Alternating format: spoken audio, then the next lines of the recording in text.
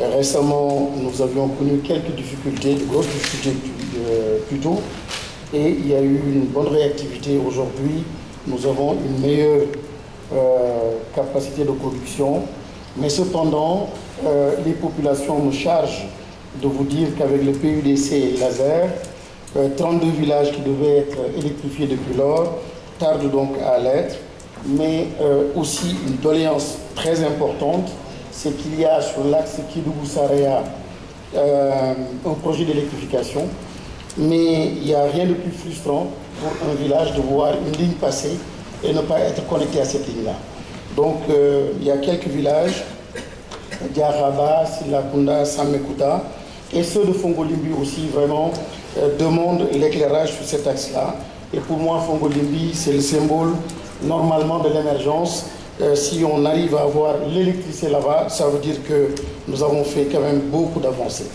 Madame le ministre, pour d'autres considérations, en termes d'arbitrage, je suis très content quand je vois l'éclairage public, surtout en milieu rural. Mais j'ai un problème par rapport à l'arbitrage budgétaire. Ce montant qui a été investi dans l'éclairage public est une bonne chose, tout le monde est content. Mais dans la transformation donc, de ce milieu rural, je pense qu'on aurait pu investir cet argent-là dans peut-être du solaire, dans les champs agricoles, pour aider les paysans en fait à être dans des circuits productifs. Et les aidant de cette façon, à terme, on aurait pu revenir donc sur l'éclairage public, mais je pense, et je donnais souvent donc le fast track, qui met souvent en avant une politique de séduction aussi.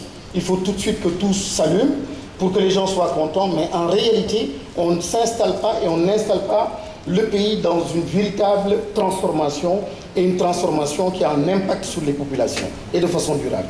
L'autre point, c'est votre prédécesseur qui disait que la première source d'énergie est l'économie d'énergie. 60% de nos recettes d'exportation se rapportent à l'achat d'hydrocarbures. Et c'est le bâtiment qui compte pour 50% environ, le transport et l'industrie moins de 15%. L'agriculture, donc encore beaucoup plus faible. Donc il y a une urgence en fait à mettre en avant une véritable politique de transition énergétique et de revoir notre mix énergétique. Je vous ai entendu dire il n'y a pas longtemps que le stockage du solaire reste difficile et compliqué. Mais il y a certaines applications, certains secteurs où on n'a pas besoin de stocker cette énergie-là. Je pense par exemple à l'irrigation. L'irrigation se fait généralement le jour. Je pense par exemple au transport aussi. On n'a pas besoin donc de faire le stockage d'énergie. Donc, pour le transport, le BRT, on voit qu'il va être électrique. Je pense qu'il nous faut encore beaucoup d'ambition et aller donc vers des bornes électriques pour essayer de maîtriser en fait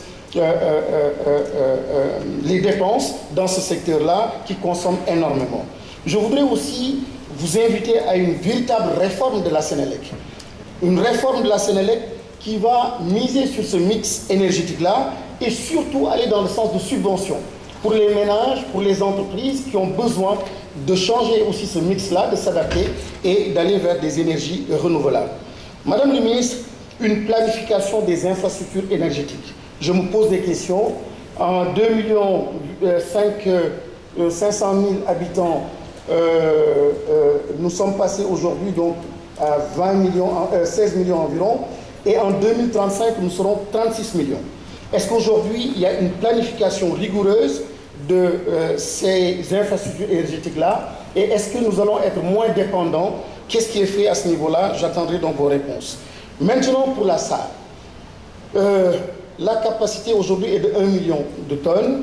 Il y a des efforts pour aller vers 1,2 million et il semble qu'on veut arriver à 5 millions de tonnes par an.